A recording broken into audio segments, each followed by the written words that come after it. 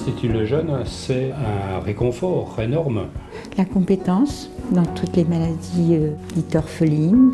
L'accueil, l'écoute. On se sent vraiment suivi, l'enfant est vraiment suivi ici et du coup on sent qu'il y a une vraie expérience. Ça nous donne beaucoup d'espoir pour le suivi de la trisomie 21 et pourquoi pas une fois un jour la guérison. L'attention sur tous les plans, on sent que nos enfants, qu'ils ont beaucoup d'importance.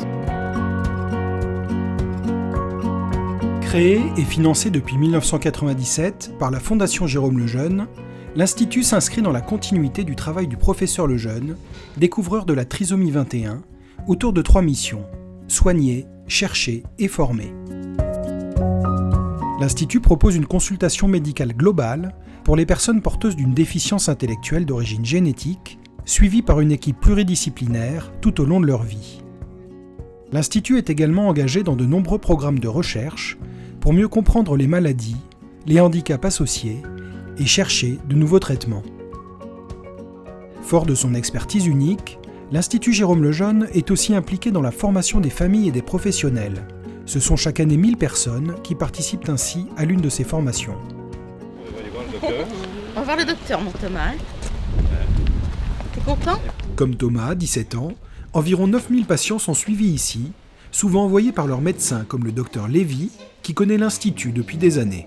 Ces enfants, ils ont besoin d'une prise en charge globale. Ils ont des problèmes de cœur, ils ont des problèmes de thyroïde, ils ont des problèmes de croissance, ils ont des problèmes d'insertion, ils ont des problèmes de langage, des problèmes ORL. Enfin, tous ces problèmes-là, justement, sont pris en charge à l'Institut Lejeune et c'est en ça que j'incite toujours les familles à consulter là-bas. Et c'est la raison pour laquelle l'Institut Lejeune a une place vraiment très très importante dans la vie de ces enfants et dans la vie de ces familles. Une fois par an, Thomas vient ainsi faire le point avec le docteur Aimé Ravel, qu'il connaît bien. Alors Thomas, alors là, c'est un vieil ami, si j'ose dire, de la maison. Oui. Puisqu'il est suivi depuis l'âge de 4 mois. C'est ça, voilà. Les plus anciens de l'équipe, comme moi-même, suivons des patients atteints de ces syndromes depuis une trentaine d'années.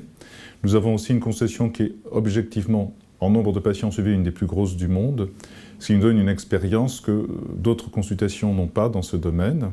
Et nous avons aussi, ce qui est important, des concessions durant 1 heure, ce qui nous permet réellement de ne rien laisser échapper, que ce soit dans l'examen du patient, qui peut être vraiment complet, que dans l'interrogatoire du patient et de ses parents, qui peut être aussi très attentif.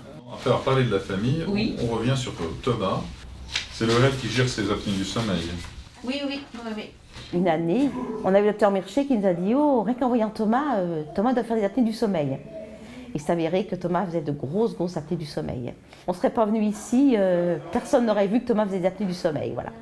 Et c'est vrai que même moi, mon pédiatre, il dit toujours, oui, bien sûr, vous attendez, vous demandez en fait l'avis du médecin de l'Institut Lejeune, parce qu'il sait que ce sont des spécialistes. T'as raison, c'est pas là.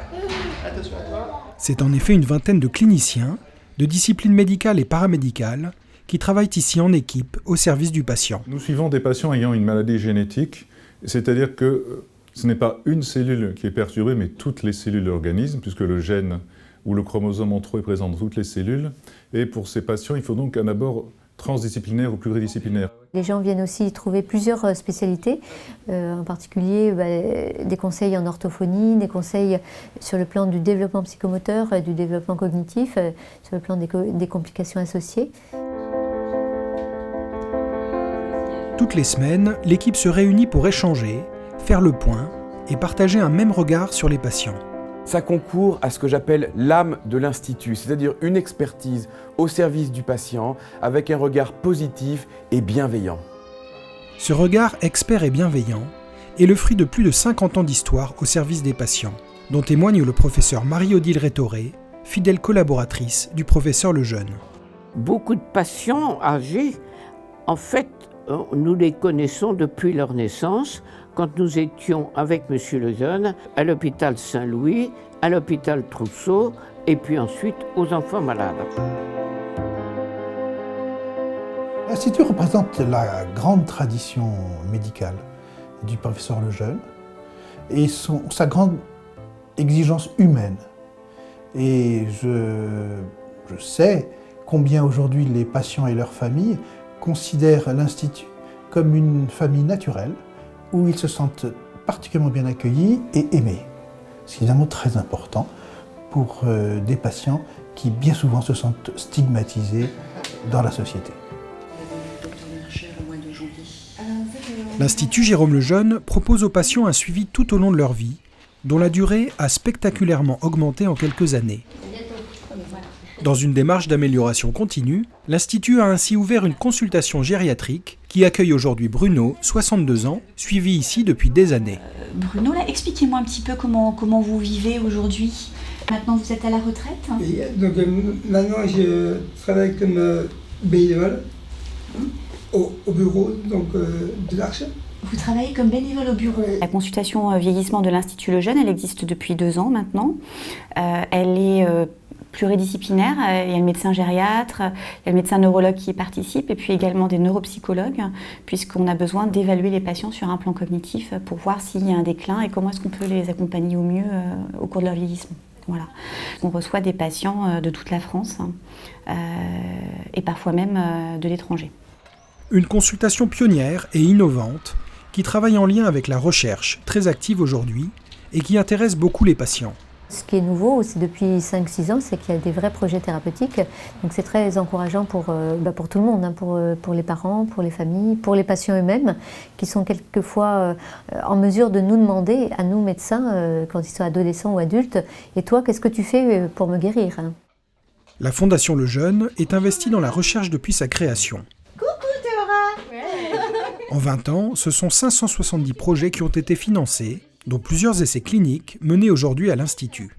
C'est à l'un d'entre eux, le protocole actif, que participe la petite Théora.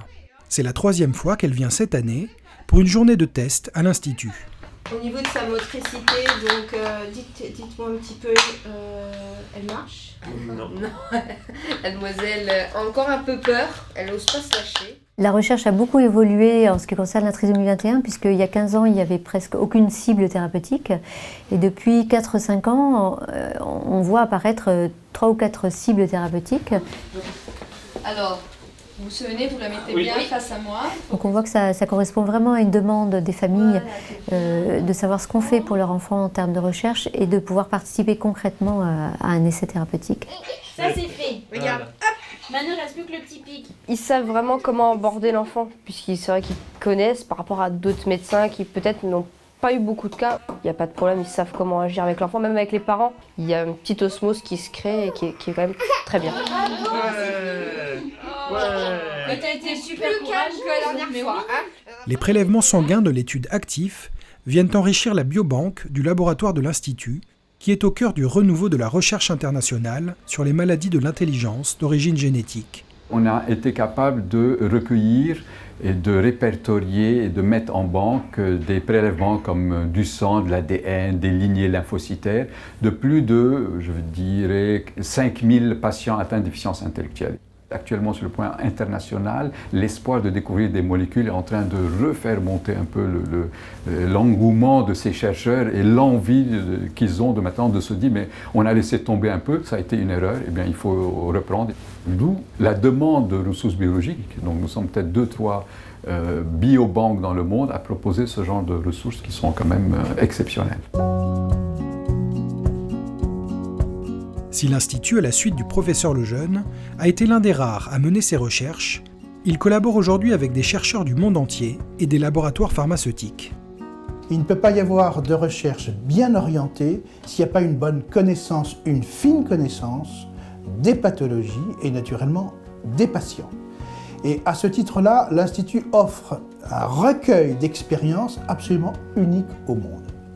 Et c'est cette expérience-là qui aujourd'hui est mise à la disposition des chercheurs du monde entier, qui peuvent venir rencontrer l'Institut, proposer à l'Institut des essais cliniques et ainsi faire avancer la recherche vers des solutions de traitement, de médicaments, afin de corriger la déficience intellectuelle qui est la première souffrance d'une personne et qui est son premier handicap.